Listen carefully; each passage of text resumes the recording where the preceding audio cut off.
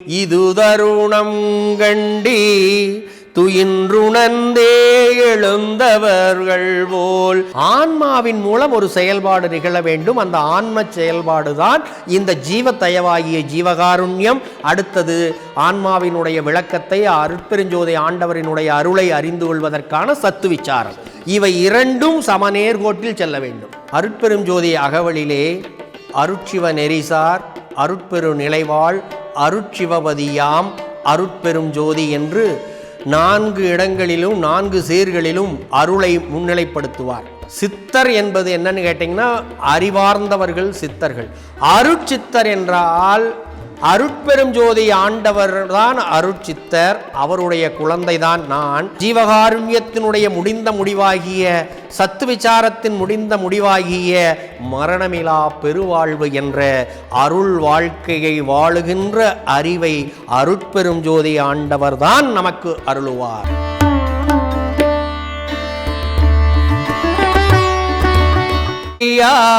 மூட மதமனைத்தும் முடுகியழிந்திடவும் ஒரு மோசமும் இல்லாதே இயன்ற ஒரு சன்மார்க்கம் எங்கும் நிலை பெறவும் எம் இறைவன் எழுந்தருளல் இது தருணம் கண்டி துயின்றுணர்ந்தே எழுந்தவர்கள் போல் தோன்ற எழுகின்றதிது தொடங்கி நிகழ்ந்திடும் நீர் பயின்றறிய விரைந்துவம்மின் படியாத படிப்பை படித்திடலாம், உணர்ந்திடலாம், பற்றிடலாம் சுகமே. சுகம் என்பது மரணமிலா பெருவாழ்வு, பேரின்ப சித்தி பெருவாழ்வாகி அதைத்தான் இந்த இடத்திலே வள்ளல் பெருமான் நமக்கு சுகம் என்று அழைத்து மகிழ்கின்றார். இந்த பேரின்ப பெருவாழ்வை பெறுவதற்கு இதை பயின்று அறிய விரைந்து வம்மின், இது புத்தகத்தில் படிக்கிற படிப்பு அல்ல, படியாத படிப்பை படித்திடலாம். நீங்கள் செய்கின்ற ஒவ்வொரு ஜீவகாருண்ய தயவு மேலீட்டால் செய்கின்ற ஒவ்வொரு ஜீவகாருண்ய செயல்களிலும் ஒவ்வொருவரும் அவரவர் அறிவுக்கு தக்கவாறு படியாத படிப்பை படித்து முடிவிலே நிறைவாக இந்த வள்ளல் பெருமானுடைய ஜீவகாருண்யத்தினுடைய முடிந்த முடிவாகிய சத்து விசாரத்தின் முடிந்த முடிவாகிய மரணமிலா பெருவாழ்வு என்ற அருள் வாழ்க்கையை வாழுகின்ற அறிவை அருட்பெரும் ஜோதி ஆண்டவர் தான் நமக்கு அருளுவார். சொல்லுங்கய்யா. சும்மா இருப்பதே சுகம். அருமை அருமை. ஆமாம் இல்லைங்களா? ஆமாம். சும்மா இருப்பதே சுகம் சுகம் அப்படிங்கிற நிறைய பேர் நிறைய பாடல்களில் ஆமாம் கொடுத்து. நேற்று ஒரு புதிய பாடலாசிரியர் சரி பல ராகங்களில் சும்மா இருப்பதே சுகம்னு பாடி காமிச்சார். ஆமாம் எனக்கு. சரிங்க. அப்போது இவர் எல்லா இடத்துலையும் ஜீவகாருண்யம் செய், ஆமாம், செயலாற்று, செயலே செயல் தான் தியானம், செயல் வடிவம். ஆமாம். சும்மா இருக்கிறதுங்கிறது அவங்க அதாவது மனதை அடக்குவதற்கு சும்மா இருன்னு சொன்னாங்க, அவ்வளோதான். ஆனால் ஆன்மாவின் மூலம் ஒரு செயல்பாடு நிகழ வேண்டும். அந்த ஆன்ம செயல்பாடு தான் இந்த ஜீவத்தயவாகிய ஜீவகாருண்யம். அடுத்தது ஆன்மாவினுடைய விளக்கத்தை, அருட்பெருஞ்சோதி ஆண்டவரினுடைய அருளை அறிந்து கொள்வதற்கான சத்து விசாரம். இவை இரண்டும் சமநேர்கோட்டில் செல்ல வேண்டும். கேட்டேன். சரிங்க. இன்னைக்கு அந்த பாடல் வருது. இறைவனே கொடுக்கின்றார் விளக்கம், இறைவனே கொடுக்கின்றார். சுகம் அறியீர் துன்பம் ஒன்றே துணிந்தறிந்தீர் உலகி சூதறிந்தீர் வாதறிந்தீர் தூய்மையறிந்திலீரே சுகம் அறியீர் துன்பம் ஒன்றே துணிந்தறிந்தீர் உலகி சூதறிந்தீர் வாதறிந்தீர் தூய்மை அறிந்திலீரே இகம் அறியீர் பரம் அறியீர் என்னேனும் கருத்தீது என்புரிவீர் மரணம் வரில் எங்குருவீரந்தோ அகம் அறியீர் அனகமறிந்து அழியாத ஞான அமுத வடிவம் பெறலாம் அடைந்திடுமின் ஈண்டே முகமறியார் போலிருந்தீர் என்னை அறியீரோ முத்தரெலாம் போற்றும் அருட்சித்தர் மகன் நானே முத்தரெலாம் போற்றும் அருட்சித்தர் மகன் நானே என்று வள்ளல் பெருமானார் அவர்கள் அருட்பெரும் ஜோதியை ஆண்டவர் னுடைய குழந்தையாக நான் இருக்கின்றேன். அருட்பெரும் ஜோதி அகவலிலே அருட்சிவ நெறிசார் அருட்பெரு நிலைவாழ் அருட்சிவபதியாம் அருட்பெரும் ஜோதி என்று 4 இடங்களிலும் 4 சீர்களிலும் அருளை முன்னிலைப்படுத்துவார்.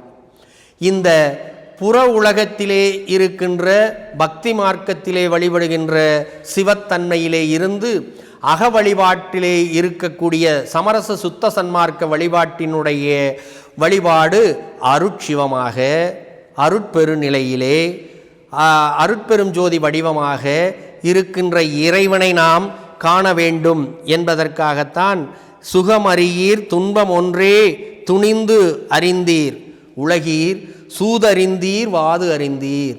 இந்த மனத்துக்கு என்ன தெரியும்னா சூது தெரியும் வாது தெரியும், ஆனால் தூய்மை தெரியாது. ஆன்மாவுக்கு என்ன தெரியும்னா இது ரெண்டும் தெரியாது, தூய்மை தான் தெரியும். அப்போ இங்கே தான் இதை ரெண்டையும் நமக்கு விளக்கப்படுத்துகிறார். மனது சுகம் அறியாமல் துன்பத்தை தேடிட்டு போகுது, ஆன்மா சுகமாக இருந்து கொண்டு தூய்மையை நமக்கு வழங்குகின்றது.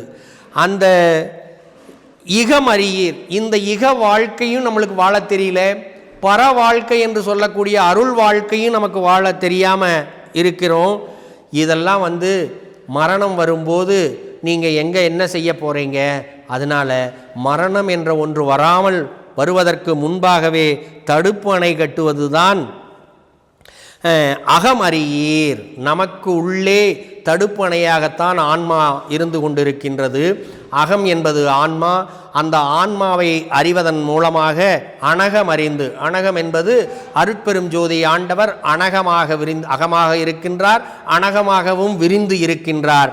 எனவே அகமறிந்து ஆன்மாவை அறிவதன் மூலமாக அனகமாக இருக்கின்ற அருட்பெரும் ஜோதி ஆண்டவரை அறிவதன் மூலமாக அழியாத என்றும் அழிவற்ற ஞான அமுத வடிவம் பெறலாம். முதல்ல என்ன சொன்னோம்? சுத்த தேகம் பெறலாம். அடுத்தது பிரணவ தேகம் பெறலாம்.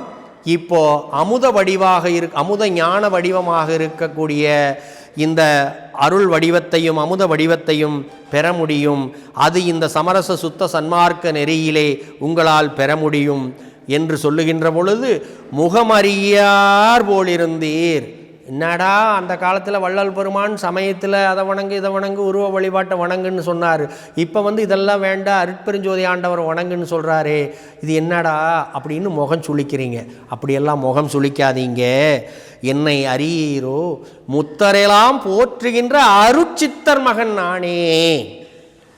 சித்தர் என்பது என்னன்னு கேட்டிங்கன்னா அறிவார்ந்தவர்கள் சித்தர்கள். அருட்சித்தர் என்றால் அருட்பெரும் ஜோதி ஆண்டவர் தான் அருட்சித்தர், அவருடைய குழந்தை தான் நான். எனவே இந்த இடத்திலே அருவமாக இருக்கின்ற பொருளைத்தான் சொல்ல வேண்டிய நிலையில் மரணமிலா பெருவாழ்வை பெறுகின்ற நிலையில் இருக்கின்றேன். அதனால் மரணமிலா பெருவாழ்விற்கு நான் எதையெல்லாம் கடைப்பிடித்திருந்தேனோ அவற்றையெல்லாம் நான் எதை விட்டுவிட்டேனோ அவற்றை நீங்களும் விட்டு இப்பொழுது எதை பிடித்து கொண்டிருக்கின்றேனோ அந்த அருள் வாழ்வை பிடியுங்கள், நீங்களும் மரணமிலா பெருவாழ்வில் என் போன்று வாழ முடியும் என்றுதான் வள்ளல் பெருமானார் அவர்கள் இந்த பாடலிலே நமக்கு அறிவுறுத்துகின்றார். இங்கே ஒரு விஷயம் கேளுங்க. இங்கே ஒரு விஷயத்தை சொல்லுங்க. அறுதி பெரும்பான்மையோடு சொன்ன மாதிரி சொல்லுங்க. அதாவது முத்தரெல்லாம் பெற்றும் அந்த இடத்துல அவர் அறுதி பெரும்பான்மையை சொல்றார். நானே. ஆமாம் ஆமாம். அதில் அருட்சித்தர் மகன் நானேன்னு சொல்லி முடிக்கிறார். ஆமாம், அது அறுதி பெரும்பான்மையோட முற்று முதலுமாக சொல்லுகிறார். அருட்சித்தர் மகன் நான் தான். அருட்சித்தருங்கிறது அருட்பெருஞ்சோதி ஆண்டவர் ஆண்டவருடைய மகனே நான் அப்படிங்கிறார். அதனால் இப்போ அந்த அருட்பெருஞ்சோதி ஆண்டவரனுடைய மகனாக இருக்கக்கூடிய நான் எதை பெற்றேன்? என்னுடைய அப்பா சொன்னதெல்லாம் நான் பெற்றேன். அப்போ உங்களுக்கு அப்பா யார்? அவர் தான். உங்களுக்கு அம்மா யார்? அவர் தான். உங்களுக்கு நண்பன் யார்? அவர் தான். நீங்களும் அவரை நான் பின்பற்றிய வண்ணம் நீங்களும் பின்பற்றும் போது உங்களுக்கும் அது கிடைக்கும் என்பது தான் இந்த 28 பாடல்களுக்குள்ளே ஆங்காங்கு அவர் சிற்சபை என்றும் தெல் அமுதம் என்றும் சொல்லி வருகின்ற அந்த உண்மை நிலைப்பாடு. சொல்லுங்கய்யா. அறுதி பெரும்பான்மையோட சொல்லுவதற்கு ஒரு பெரிய இது வேண்டும். அப்போ நீங்கள் அந்த சத்தியத்தை உணர்ந்து தான் அதே சத்தியமாக இருந்தால் மட்டுமே சொல்ல முடியும். முதல் பாடல்கள் சத்தியம் புகழ்கின்றேன் முதல்லையும் சொல்கிறாரு, இடையிலையும் சொல்கிறாரு, நிறைவாகவும் சொல்கிறார். பொய் புகழவன் பொய்யே சொல்ல மாட்டேங்கிறார். பொய்ங்கிறது என்னென்னா மனதுக்கு உரியதெல்லாம் பொய், ஆன்மாவுக்கு உரியதெல்லாம் மெய். அதனால் நான் ஆன்மாவுக்குரிய மெய்யத்தான் என்னால் சொல்ல முடியும் அப்படின்னு வள்ளல் பெருமான் சொல்கிறார்.